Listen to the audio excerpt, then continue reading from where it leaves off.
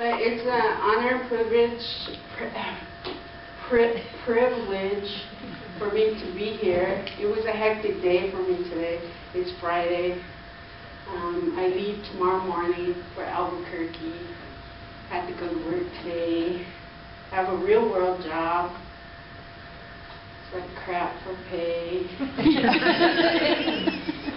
It's what I went to school for, so I might as well put my talents to use and be secretary. I can type real good. My fingers are good. I type fast. But I know you wanted me to talk a little bit about being in the business. You want that now or later? It's up to you. Well, I guess we could do a little bit now because it'll kind of coincide with our film. Yes? But anyway, as you know, I did Northern Exposure. That was my first and foremost thing I ever did in my whole life. Before that, I worked at McDonald's and got fired. I didn't even last one day, not even 2 hours, I think. I was too slow. Then I had to find a job, you know, when you're in high school and you make you go out and look for work. So I got fired from McDonald's. I got fired from Wendy's. So they said she can't do the food stuff, so don't send her there. So they thought, well, let's see if she can do envelopes, you know, because they had like this envelope thing. So I went there, and I didn't get hired there either. And I cut myself and got blood all over the envelope. I lasted 2 days there.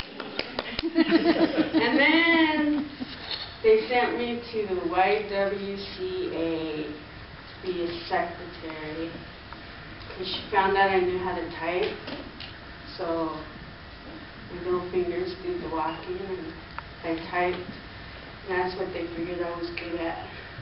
So that's what I started doing. And then Northern Exposure came. I drove my mom, because everybody asks, so this will save you a trip afterwards. I drove my mom to the audition. It was that hot summer, and we drove round and round the Smith Tower looking for parking, and my mom was like, just let me off. And I was like, okay. It's like tuck and roll, Mom, you can't stop here. So she kind of pretty much tucked and rolled. And she goes, just drive around until you find the parking. So I drove around. Finally, I went to the parking lot. There was a cute little Samoan guy. Well, he wasn't little, but yeah. And we did get acquainted afterwards. And he let me park for free. And I still talk to him today. Yeah, but we didn't really hook up. Anyway, I went up to the Smith Tower, and there was like gazillions of women, Indian women. I have never seen so many Indian women in my life. They were from Canada, California, Montana. We had short ones, tall ones, medium ones, round ones. Some women that were like dressed to the core with diamonds, hair up to here. And then me with my shorts and my hair in the bun, because I was going to a powwow. And I was like, oh Lord, what is Mom getting herself into? And then I kept looking at the clock, because, not because of the parking, it was because we were going to the powwow. So I was like, Mom. And my mom would look at me, tell me in Indian, don't worry about it, we'll get there. And I was like, Mom. And then the guy kept looking at me, the secretary guy or whatever, the assistant. and they had a pot machine, so I was like wanting a pot. You know, it was hot, there was a gazillion Indian women in there, way too much perfume. Oh. You know, Got you there. like a dab will do you, honey. I was like, oh my God, I can't believe. I was like, excuse me, can I get to the pot machine? Like, bitch, move, I want a pot. And my mom was like, don't talk like that.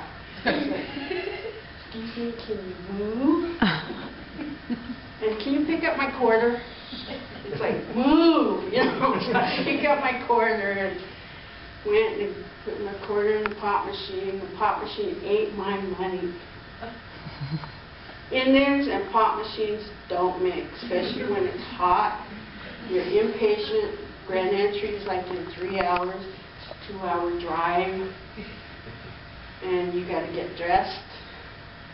So I was like a little bit upset, to put it nicely. So I start beating the pot machine. And my mom is looking at me like, really? And I was like, Mom, it ate my money. And then she was like, would you sit your ass down and just leave the pot machine alone? Because my mom would yell at me and get mad at me and smile. So I was like, okay, you know, so I sat by my mom. Well, this assistant guy is looking at me and he's like, would you like to audition for Maryland? I was like, bitch, please. I'm not 30. And he was like, you don't have to be 30. I go, on here it says 30 to 75. And I'm not in that age group. I was like, And he's like, how long is your hair? And I go, it's too long. You know, because it was hot. I had it in a bun. So I took my hair out. And then it was like almost to my knees. So it went out, and he was like, wow, is that your hair? I was like, yeah, my hair. And I was like, I might as well just braid it. If I braid it, I'll be partially ready. And then he's like, where are you going? I go, we were going to a powwow in Canada, but now it's like, we'll be a half hour late. And then my mom was like, just don't let it go. And I was like, okay, Mom. And she's like, and just do what the damn man says so we can go. I was like, okay. So I was like, okay, give me the paper. And then my mom's like, don't talk like that. It's like, okay, can I please have the paper or whatever you're giving people? And then he was like, okay, so he gave me the paper and I read it. And I was like, she don't talk much. And then the guy just kind of looked at me and he's like, why don't you just come in with me right now? And then all these other women were back here getting mad. Our number is before hers. Well, they have to leave. And I was like, yeah, we have to leave. So I went in the room and 4 white guys sitting there looking at you. And you got to read the paper. I was like, is this all you have to do? And they're taking forever to do this. So I was like, oh my God. So I just got the paper and it's like, I'm here for the job. That's all I had to say. It's like, I'm here for the job. And then they're like, great. That was good. That was easy. Can we go now? And just kind of, the producer, I had no clue he was a producer. He was just some old Jewish white guy. I seen. And then he looks at me and he goes, if you got the part, would you move to LA? I was like, shit, if it'd get me away from my mom, I would. So he just kind of looked at me and smiled. He goes, can you wait outside? And I was like, oops, maybe I better not have said that. So I went and then I sat down. My mom goes, what did they say? And I go, all they did was do my line, I'm here for the job. And then Mom goes, yeah, that's what they had me do. She goes, what else did they do? I go, why would they do it to you? There's 4 of them. And then she just kind of looked at me and she was like, well, they asked if you got the part, would you move to L.A.? I go, what'd you say, Mom? And then she just smiled. She goes, no, because Daddy has his job here. You know, my dad was working at Boeing's. And so Mom was like, no, I don't think so. And I was like, oh.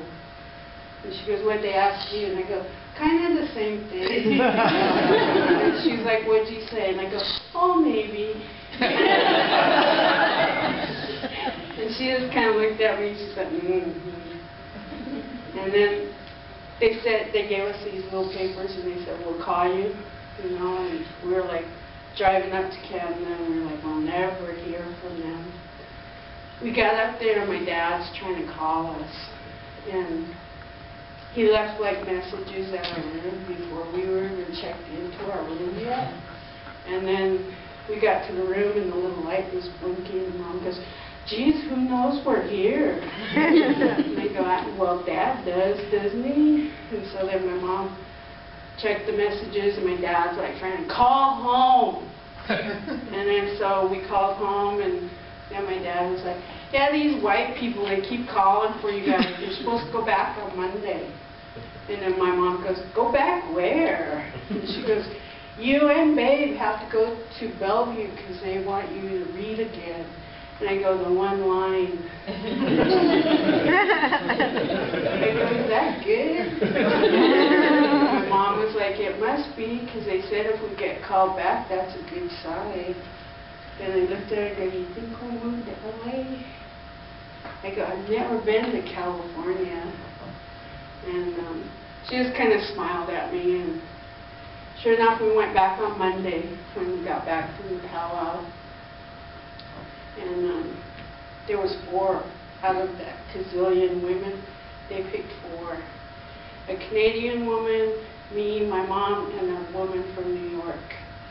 And we kind of all almost kind of looked alike, but they were a little bit older. And I was younger. So I was like, this isn't good. I'll probably have to stay with my mom.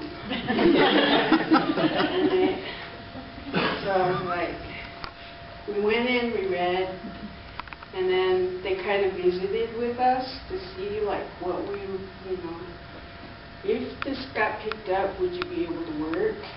I was like, with one line, yeah.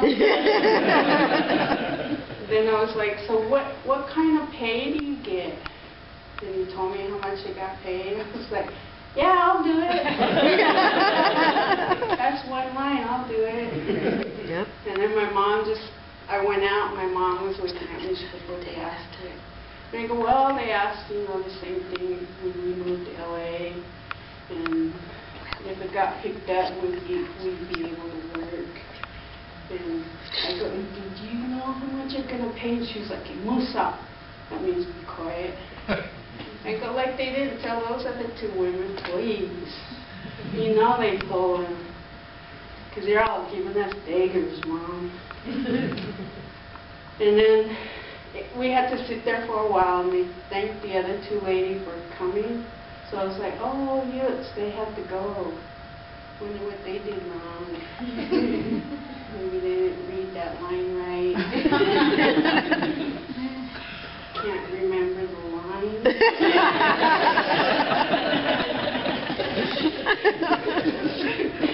And then they came over and they were like, well, we're really happy that you came. And I was like, shit. Oops, sorry. I was like, oh my gosh.